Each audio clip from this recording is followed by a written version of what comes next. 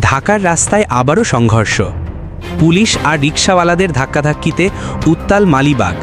চলুন শুনে নি চায়ের দোকানে মানুষ কি বলছে। এই যে ভাই, কালকে ঢাকার মালিবাগে কি হইল দেখলেন?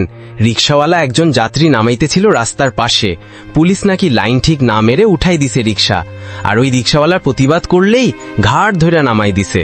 এতেই মানুষ খেপে যায়। শখানেক রিকশাওয়ালা একসাথে হইচই করে রাস্তায় বসে পড়ছে।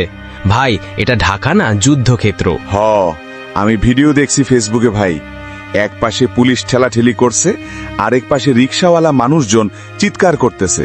পুলিশ একজনের লাঠি দিছে, আরেকজনের রিকশার চাকা ফুটাই দিছে। সাধারণ মানুষ এত কষ্ট করে কামাই করে, সেইগুলারে নিয়ে যদি এরকম করে তাহলে শান্তি কই? আর আশেপাশের লোকজনও ঘিরা ফেলে, বলে এতেও যদি বিচার না হয় তাহলে বলুন কই গিয়া দাঁড়াইব।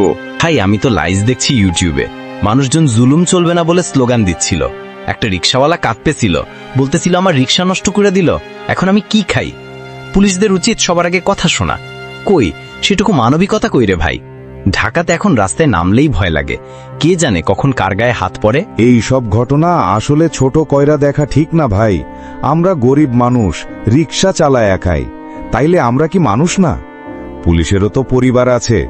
ওনারা যদি বুঝতেন একটা লোকের রুটি রুজির গাড়িটারে ভাঙলে কি হয়।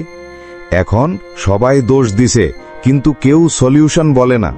রাস্তায় রাগ দেখায় লাভ নাই, দরকার ন্যায্য বিচার সবার জন্য। রাস্তায় রাগ নয়, দরকার ন্যায্য বিচার। রিকশাওয়ালারাও মানুষ, তাদের সম্মান দিন। শুনলেন তো? এখন ভাবার পালা আপনার, আমার, আমাদের সবার।